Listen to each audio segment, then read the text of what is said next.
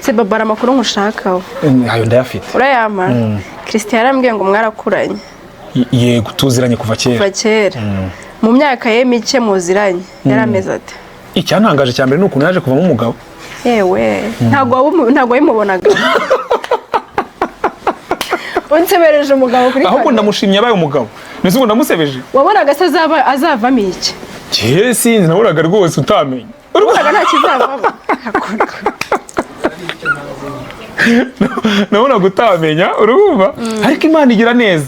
ariko naho abo mwakuranye ngo twaraganire bambwira ukuntu bumewe n'ukuntu wabaye umugore njyewe shayibaze ko bari banyiteguyemo umugore mwiza kandi uko bari banyiteguye nako bambonye ubwo wakoraga iki cyatumaga bakona umugore mwiza nari responsable kuva kera oya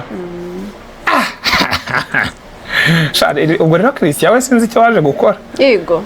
wenda nuko nawe ubajije nyine ubizi ko adahari urumva nari kuvuga iki nanone